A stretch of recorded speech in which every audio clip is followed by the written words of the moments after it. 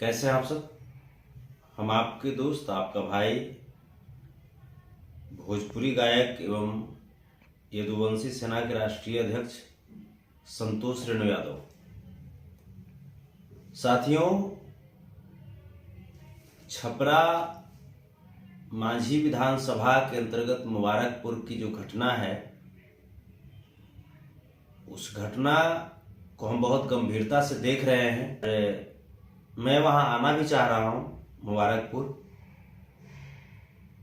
क्योंकि ये जो घटना है इसको जातीय रंग देने की कोशिश कुछ असामाजिक तत्वों के द्वारा की जा रही है। कुछ असामाजिक तत्वों का संगठन है, उसके द्वारा की जा रही है कि वहाँ के जो मुखिया पति हैं विजय कुमार यादव जी, उनको जान से मारने के इरादे से ये तमाम अपराधी आए थे और जिनको वहाँ के ग्रामीणों ने पकड़ा और पकड़ने के बाद लाठी और डंडे से पीटने लगे। हालांकि मैं इसका समर्थन नहीं करता, कभी भी मैं हिंसा का समर्थक नहीं हूं, लेकिन दूसरी तरफ से जो बातें कही जा रही है कि वो लोग अपराधी नहीं थे, यही बातें अगर मैं न्यूज़ 18 बिहार झारखंड का वो वीडियो क्लिप को अगर मैं देखूं, या आप भी देख सकते हैं मेरे ट्विटर हैंडल पे,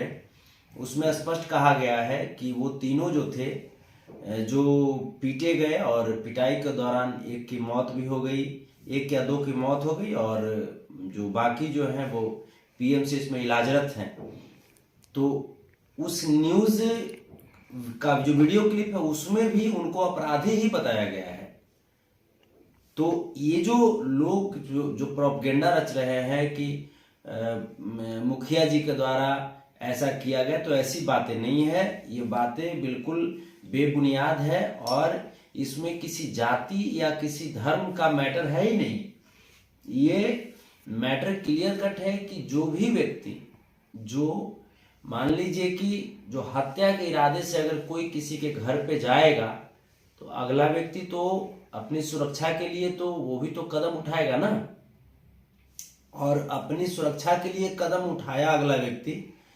अब ग्रामीणों ने वहां पे जब किसी चोर, किसी उचक्के को, किसी हत्यारे को, किसी उग्रवादी को, अगर चोर उचक्के टाइप के जो लोग होंगे, इन तमाम लोगों को अगर ग्रामीण जो होते हैं वो पकड़ेंगे तो क्या करेंगे? अब तो इस पे किसी एक व्यक्ति का तो अधिकार हो नहीं सकता। हाँ, फिर भी मैं कह रहा हूं कि हिंसा का कहीं से भी मैं समर्थक नहीं हूं, लेकिन इस बात को दूसरी तरफ जो कुछ यूट्यूबर है वो, या कुछ गोदी मीडिया के लोग हैं, वो अगर इस घटना को जातीय रंग देने में लगे हुए हैं, तो आप कान खोल करके सुन लीजिए, आप जातीय रंग इसको ना दीजिए। हालांकि मुझे आज ही वहां पहुंचना था, आज ही मुझे मुबारकपुर पहुंचना था, लेकिन वहां की जो स्थिति है वो हमारे जो जवान हैं, जो बिहार पुलिस के जो जवान हैं, वो पुलिस प्रशासन वहां पे मुस्तैद है। और हालांकि इस घटना में कल जो आगजनी जो हुई, उस आगजनी में करोड़ों रुपए की क्षति हुई है। उसके साथ साथ एक महिला है, वृद्ध महिला है, जो इस तरह की घटना को देखने के बाद उनका हार्ट अटैक हुआ और हार्ट अटैक से उनकी मृत्यु हो गई है।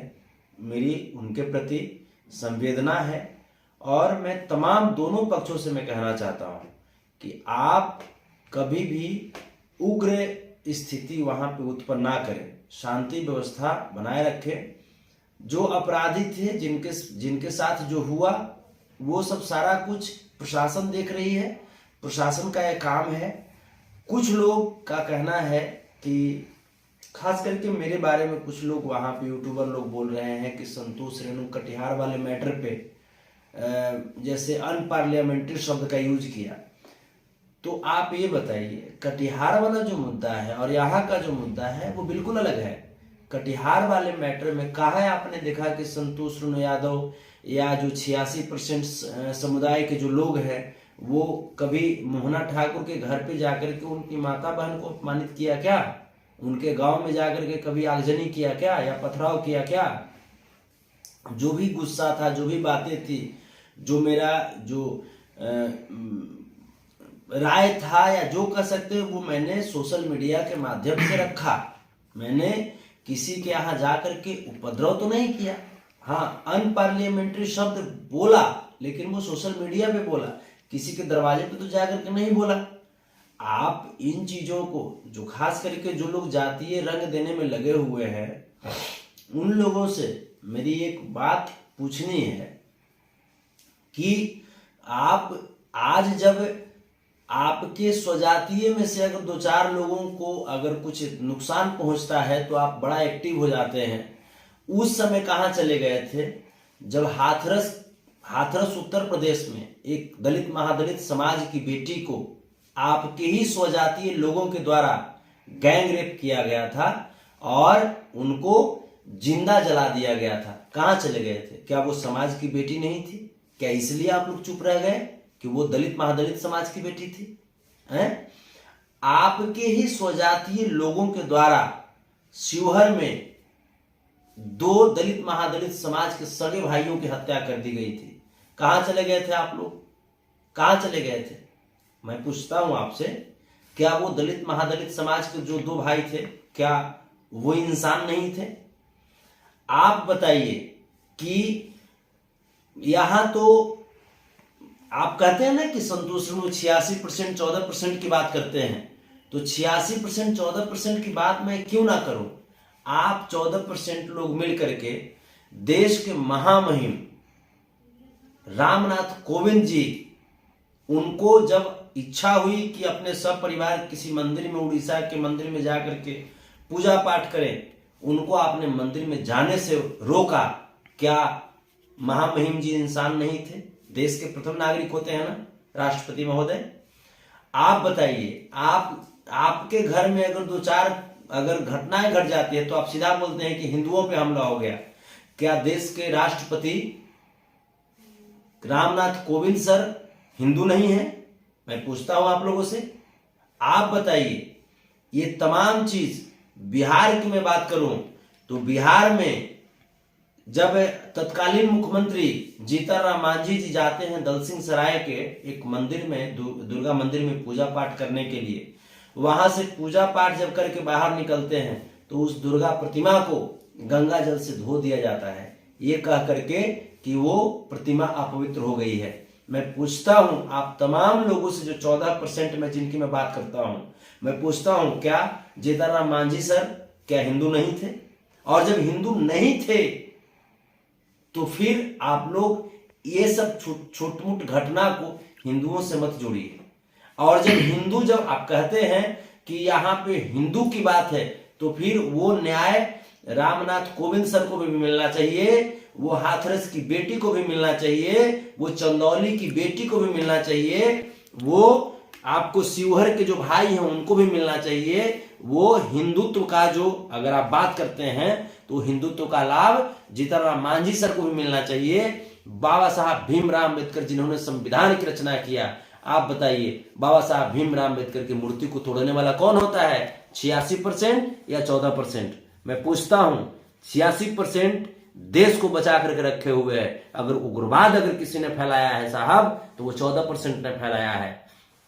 भले ही मेरी बातों से आपको तकलीफ हो रही होगी, मेरी बातों से आपको चोट लग रही होगी, लेकिन जो सच है वो सच है। 86% को जितना आप लोगों ने शोषण किया है सर, अभी यहां छपरा मांझी वाले घटना के तो मैं पुनः दोहरा रहा हूं कि आप लोग जातीय रूप और जातीय दंगा करवाने का प्रयास ना करें। कानून व्यवस्था है बिहार में, तेजस्वी बाबू, नीतीश बाबू बहुत अच्छे तरीके से संभाल रहे हैं बिहार को। जब से आर.एस. भट्टी साहब आए हैं डीजीपी के रूप में, तब से कानून व्यवस्था और चुस्त दुरुस्त हो गई है। आप कानून व्यवस्था पे, शासन प्रशासन पे विश्वास रखिए, सब कुछ बढ़िया होगा। अपराधियों को बख्शा भी नहीं जाएगा और दोषियों को बख्शा भी नहीं जाएगा और निर्दोषियों को फंसाया भी नहीं जाएगा। इसलिए शांति व्यवस्था कायम रखिए। अगर जो थोड़ा सा अगर उड़ने का प्रयास किया आपने, तो पंख को नोच करके फेंकने में भी टाइम नहीं लेंगे, मैं बता रहा हूं स्पष्ट। क्योंकि गलती आपकी और फुरफुरा भी आप ही रहे हैं, तो स्पष्ट मेरी विनम्र रिक्वेस्ट है आप सबों से, जितने भी लोग जो फुरफुरा रहे हैं उनसे, कि फुरफुराइए नहीं, शांति व्यवस्था बहाल रखिए, धैर्य रखिए, सब अच्छा होगा, सब अच्छा होगा। जैसा किया आपने वैसा आपको परिणाम मिला है, लेकिन अब ऐसा नहीं कि इससे भी ज्यादा अत्याचार कीजिएगा तो फिर परिणाम भी वैसा ही वाला मिलेगा आपको। चलिए, बहुत बहुत धन्यवाद। जय श्री कृष्ण, जय श्री कृष्ण।